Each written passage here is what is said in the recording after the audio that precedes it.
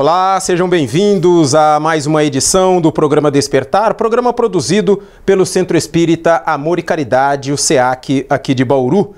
E hoje estamos recebendo mais uma vez Jorge Salomão. Jorge, seja bem-vindo a mais um Despertar. Olá, Theo. Olá, nossos amigos telespectadores. A paz de nosso Senhor Jesus Cristo esteja com todos vocês. E hoje nós escolhemos um tema que já falei com o Jorge aqui em um programa Despertar sobre religião, mas algumas outras dúvidas nos surgem e é sempre um caminho vasto, né, e também meio complicado de se caminhar, né, Jorge?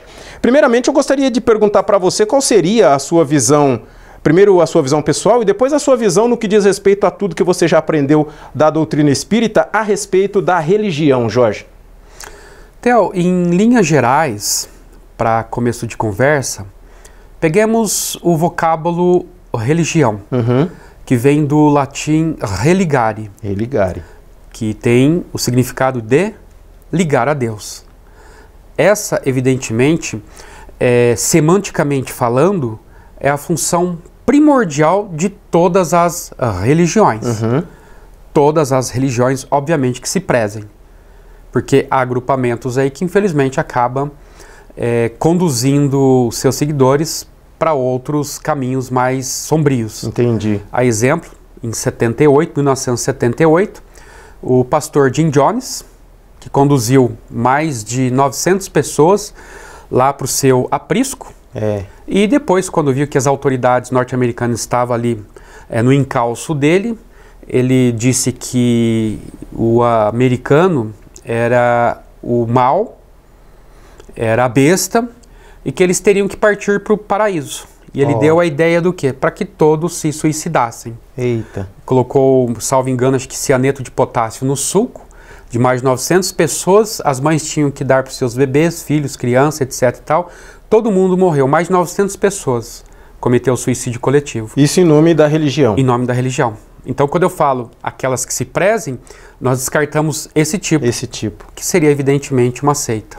Esse, no caso, porque é isso que eu ia perguntar agora.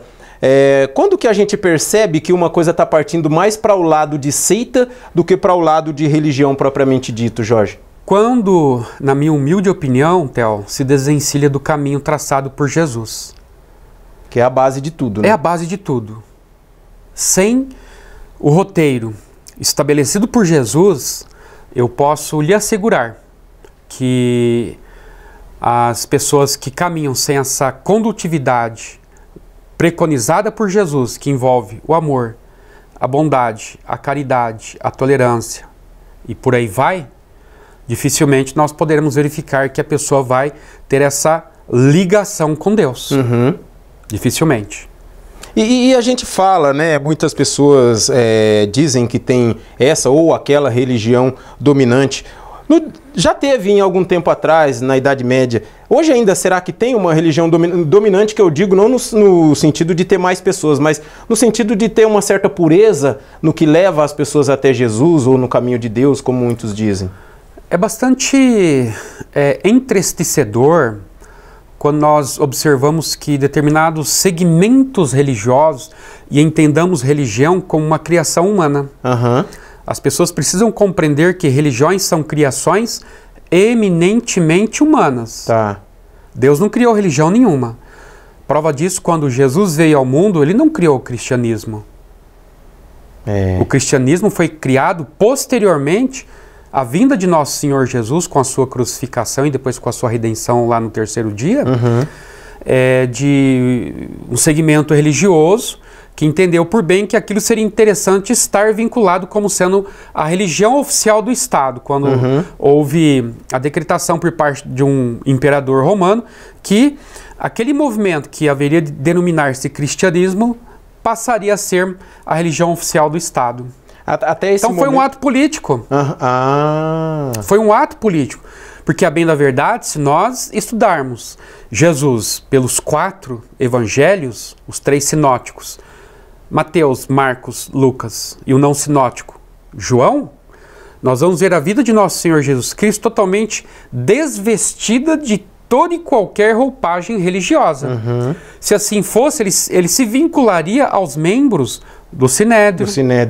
aos principais do templo, ao templo de Jerusalém, mas ele não tinha vinculação alguma com aquilo. Não tinha vinculação alguma com a religião dos israelitas. Tanto que isso foi um dos motivos da divergência por parte daquela patota toda dos saduceus, fariseus, dos doutores da lei, dos principais sacerdotes do templo, em relação ao mestre, a Jesus. Falando o contrário do que eles pregavam, entre aspas, né? Exatamente. Então Jesus, ele não tinha uma cúpula, ele não tinha um altar, ele não tinha uma veste sacerdotal. Ele não tinha uma bula sacerdotal. Ele tinha o quê? A sua pregação e a sua exemplificação, que se calcava num dos mais nobres sentimentos, que nós ainda estamos por desenvolver, nós não temos ainda. Não temos. Que é o amor. O amor, né? O verdadeiro amor, conforme preconizou o apóstolo Paulo, na primeira epístola de Paulo aos Coríntios, no capítulo 13, quando ele trata acerca da excelência do amor. E você fala do amor que a gente não tem ainda. A gente tem aquela sementinha, mas é como se a gente tivesse uma semente, mas não plantasse para que ela germinasse, Jorge? Nós temos ainda um arremedo de amor, né? Porque que amor é esse que às vezes oprime, humilha, castiga, fustiga, ou pior ainda, mata. Uma hora você ama, na outra hora você odeia. E Jesus o tempo todo ele nos mostrou o que é o verdadeiro amor. O amor sempre paciente, humilde, tolerante, compreensivo. É o amor a que se referiu Paulo na primeira epístola de Paulo aos Coríntios, no capítulo 13. O amor incondicional, que é o que Jesus pregava, né? Exatamente, que serviu inclusive como base para música feita por Renato Russo. É aquela música a letra muito bonita, Monte Castelo, Monte Castelo, exatamente. O programa Despertar vai fazer um pequeno intervalo, nosso primeiro apoio cultural. Estamos hoje mais uma vez recebendo Jorge Salomão. Estamos falando de religião. E no próximo bloco vou fazer algumas perguntas para o Jorge sobre o início dessa questão de religião. Porque a gente vê que muitas vezes na antiguidade algumas coisas eram feitas até mesmo para poder dominar o povo, para segurar o povo em determinada situação. Mas a gente conversa sobre isso depois do nosso apoio cultural. A gente volta já já.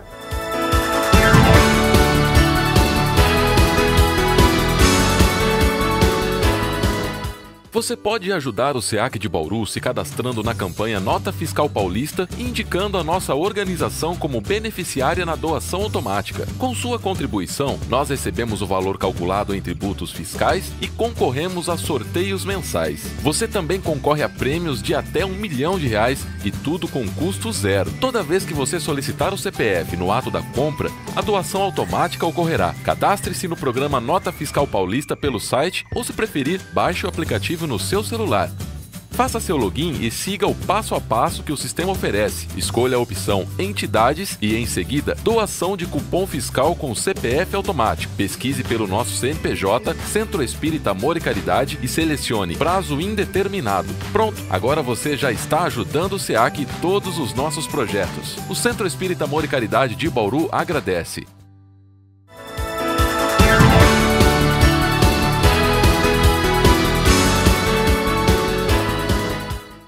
Estamos de volta para o segundo bloco do nosso programa Despertar de hoje, recebendo Jorge Salomão, e estamos falando sobre religião.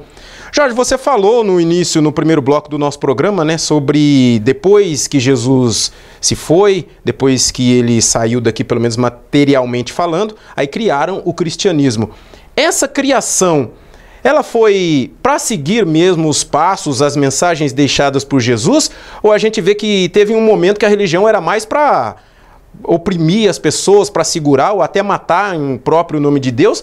Ou ela foi criada mesmo com toda a certeza de que a mensagem seria perpetrada?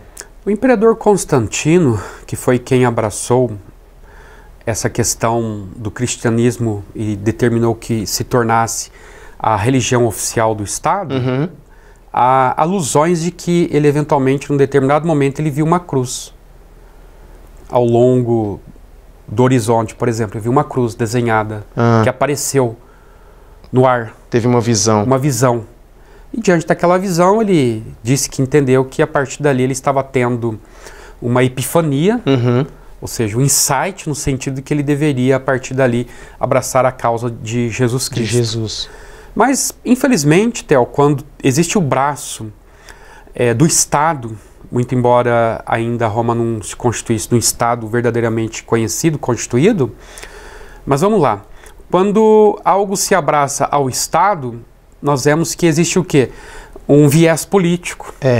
Sempre tem, né? Um viés político. Tanto que, graças a Deus, a nossa Constituição, que é de 5 de outubro de 1988, ela abandona essa ideia, um Estado laico. O Estado laico é aquele que não tem vinculação alguma com religião. Isso é ótimo.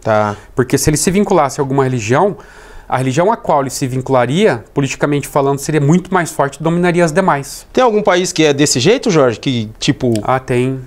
Tem. Principalmente o Islã. O Islã? Né? O Islã. É só aquela e acabou. E acabou. E se tiver outra, se tiver algum suspeita, Meu tem Deus, problema. Eles mandam matar, inclusive. Ué, nós não vimos, não muito tempo atrás, a perseguição aos cristãos por um grupo extremamente violento, radicalíssimo, extremista, perseguindo os cristãos, que era o Estado Islâmico, por exemplo. O Estado Islâmico.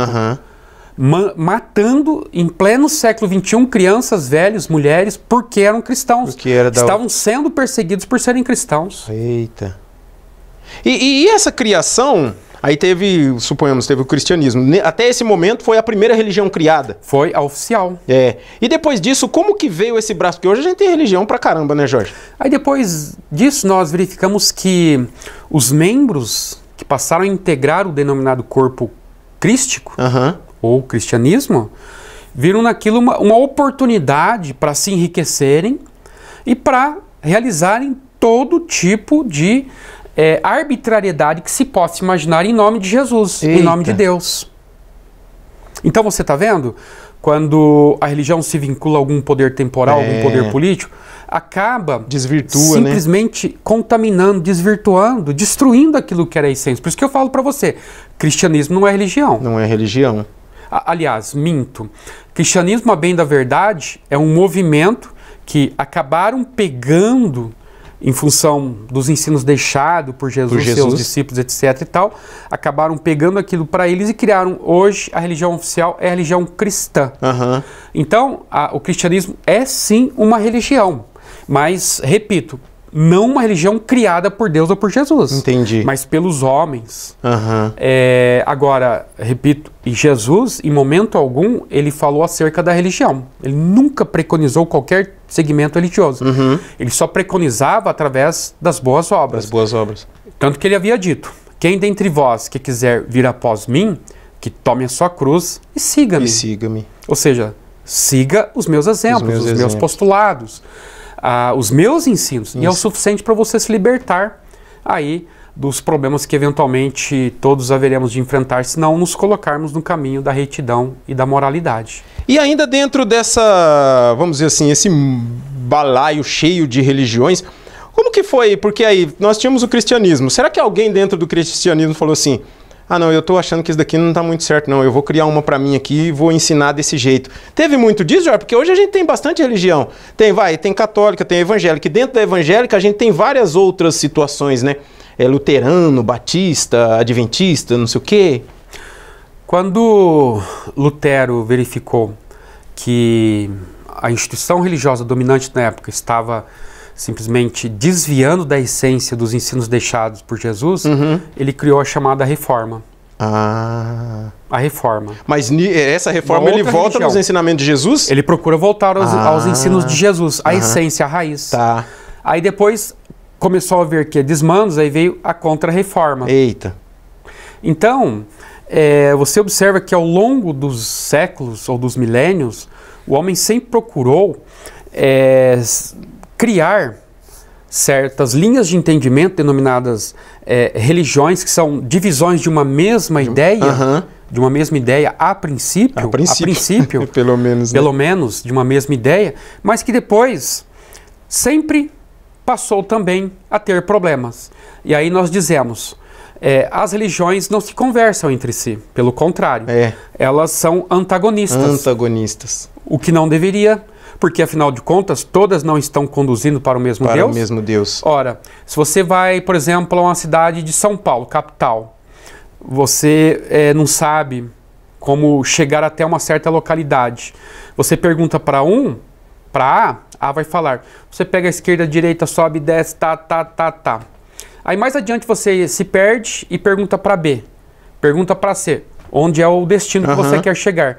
Você vai ter 3, 4, 5, 6 opiniões diferentes, mas para te conduzir ao mesmo ponto. Ao mesmo ponto, ao mesmo destino. Assim são as religiões.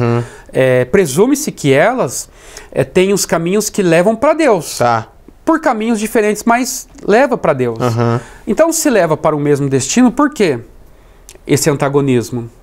Aí então você vê que é mais uma divergência por parte dos homens, da arrogância, do orgulho, de se acharem os melhores. E muitas vezes também nessa questão que você falou de associar-se a alguma outra situação que não é praticamente a só de seguir a mensagem de Jesus, né? Exatamente. Então, Theo, não é a religião que salva. Isso eu posso lhe garantir. Né? Pode até a minha fala causar uma certa estranheza, mas se nós raciocinarmos um pouco, nós, os telespectadores, raciocinarmos um pouquinho, nós vamos chegar à conclusão, é verdade. É verdade mesmo. Não precisamos de religião para chegar a Deus. Muito embora, semanticamente falando, seria a função das religiões, mas nós estamos vendo que muitas religiões, infelizmente, não estão aí valorizando a própria semântica da expressão religião, porque acabam por desviar os seus membros do bom caminho. E nós estamos vendo movimentos que estão se afastando das religiões e as pessoas estão ficando ali dentro da sua fé, na sua casa, dentro daquilo que ela já sabe, que ela conhece, sabe o que é necessário para que ela possa alcançar a libertação, a vida eterna, a felicidade espiritual. Então não há necessidade, prova disso, nós vemos quem? Os ateus. Ateus são aqueles que, obviamente, sequer acreditam em Deus, sequer vão até uma fileira, um caminho religioso. Mas existem ateus que têm um coração de ouro, muito maior do que nós que nos auto-arrogamos religiosos, que frequentamos aí as nossas sessões, as nossas missas, os nossos cultos, etc. e tal. O rascunho do amor já está um pouco mais definido, já dá para entender mais alguma coisa muitas vezes, né, Jorge? Exatamente. Você falou que a gente tem um arremedo, então esse arremedo já está um pouquinho melhor do que muitas outras pessoas. Melhor do que muitas pessoas que nascem, vivem, respiram a religião o dia inteiro. O que nós estamos vendo na atualidade? As excrescências do ser humano ser posta para fora, especialmente por conta da facilidade que o mundo virtual nos permite, né? Acontece um fato aqui, em segundos já está percorrendo o mundo todo. Antigamente demorava. Então nós vemos muitos membros famosos, inclusive, de religiões, que estão sendo pegos com a mão na botija, por exemplo, estupradores, traficantes, ladrões que roubam cargas, estelionatários, toda sorte de criminosos dentro de uma instituição religiosa. Claro que eu não posso simplesmente julgar a religião pela pessoa. Uma pessoa só não vai fazer com que eu entenda que a religião é aquilo. Mas, de qualquer modo, fazem vista grossa e aí a gente acaba entendendo que às vezes a religião é aquilo porque o próprio corporativismo permite que assim seja. Que assim seja e assim siga, né? Nós vamos fazer mais um intervalo, mais um apoio cultural. Voltaremos já já com o terceiro e último bloco do nosso programa Despertar de hoje, falando com Jorge Salomão, discutindo, falando um pouquinho, refletindo sobre religião. A gente volta já já, não saia daí.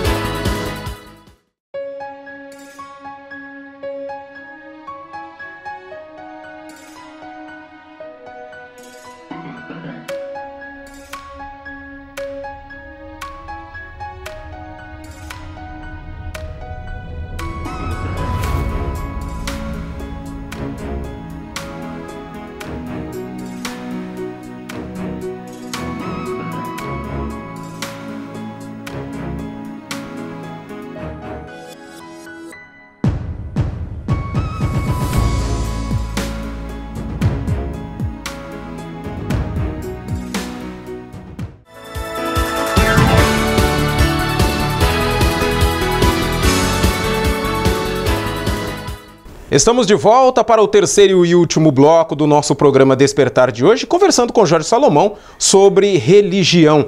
Ô Jorge, você falou sobre casa aí no bloco passado, e aí eu fico com aquela dúvida. Vamos fazer primeiro uma outra pergunta. Onde a doutrina espírita se encaixa na questão de religião, Jorge? Se encaixa principalmente pelo aspecto evangelho.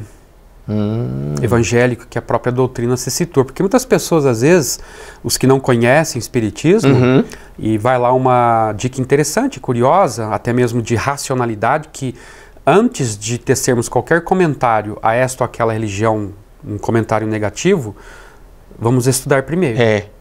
Vamos estudar. E essa, evidentemente, não é a finalidade. Por mais que nós estudemos, não vamos atacar as religiões. Mas vamos entender o que ela diz, o que ela preconiza. Então, o Espiritismo, nós podemos dizer que ele é uma religião, porque ele não se baseia tão somente no aspecto fenomênico, que as pessoas confundem o Espiritismo com as mesas girantes, com a mediunidade em si. Mas não é só isso. Então, o Espiritismo tem a sua parte científica, que é a questão dos fenômenos. Tem a sua parte filosófica, que é a questão de nos fazer raciocinar acerca de várias questões que a filosofia até hoje vem aí perquirindo. E é uma religião, fundamentalmente uma religião, porque preconizam o caminho da libertação através das obras baseadas no exemplo de Jesus. Nesse sentido. E tem o Espiritismo, na sua parte evangélica, a finalidade precípua de fazer com que nós nos religuemos a Deus. E ao semelhante, principalmente, através das obras de caridade, através da prática do amor.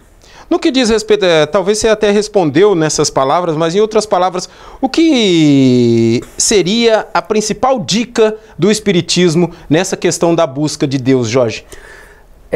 Nós nos baseamos, Theo, os espíritas, num postulado deixado por um espírito comunicante na obra O Evangelho segundo o Espiritismo, em que esse espírito comunicante tem essa mensagem ali no Evangelho segundo o Espiritismo, que ele disse o seguinte: espíritas, um ensinamento eu vos deixo, amai-vos e instruí-vos.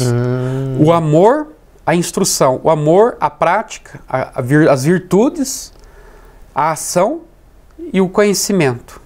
Sempre ali, ambos atrelados um ao outro. Conhecimento. Tipo o átomo e os negocinhos lá que fica rodando um em volta do outro, né? Exatamente. Eles estão sempre próximos um do outro, atrelados, né? Exatamente. E quando eu ia perguntar aqui sobre casa, né, que você falou sobre casa, a gente conhece aí a situação do Evangelho no lar.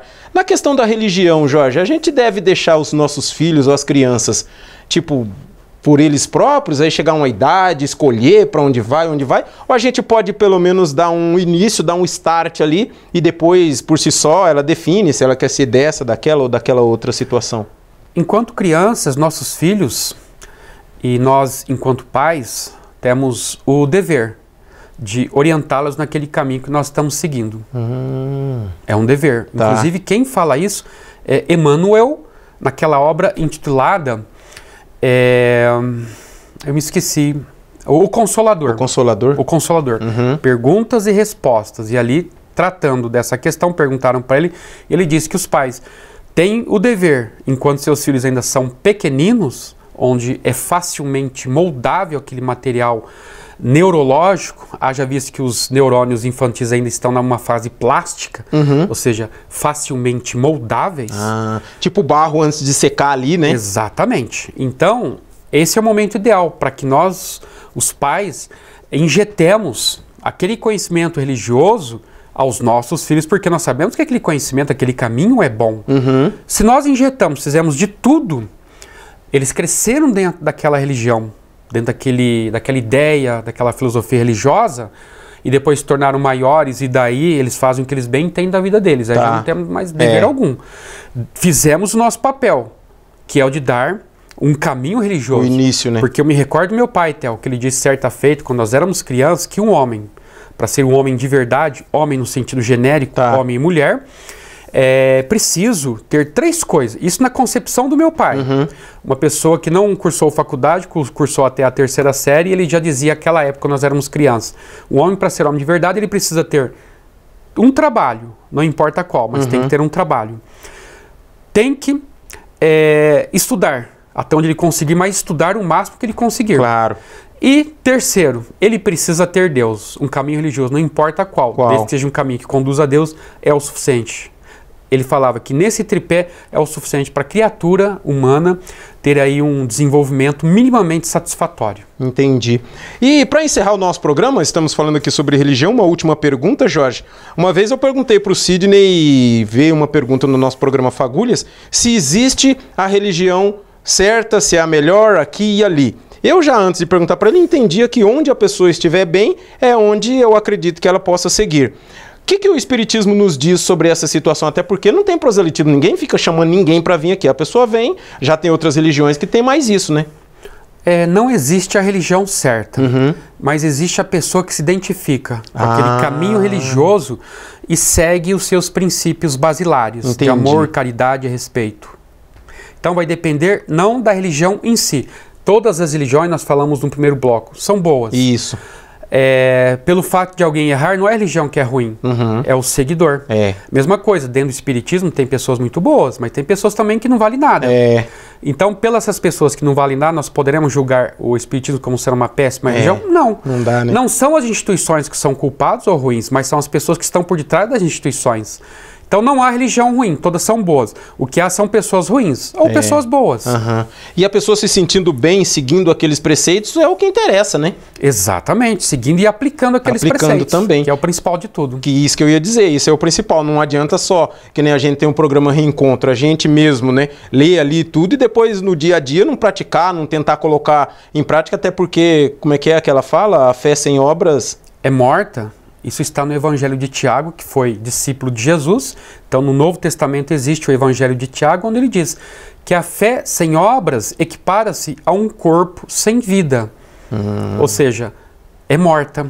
Ele já preconiza a necessariedade de todos que estão vinculados a um segmento religioso a realizarem obras, sem as quais, evidentemente, aquilo não vale absolutamente nada. Ele compara a pessoa a um defunto. A um corpo morto, ou seja, não tem alma ali, não tem alma. Onde não tem obra, não tem fé. E se não tem fé, é o nada. Acabou. Ele diz, acabou. É até um pensamento filosófico. Com certeza. E nós chegamos, infelizmente, ao final de mais um programa Despertar. Jorge, quero agradecer a sua participação. Muito obrigado e até uma próxima. Sou eu quem agradeço, Theo, mais uma vez. Agradeço a todos vocês, os que nos deram um carinho da sua atenção e audiência. Abraço, fiquem com Deus. E na próxima semana estaremos de volta para mais uma edição do programa Despertar. Muito obrigado, tenham todos uma ótima semana e até lá.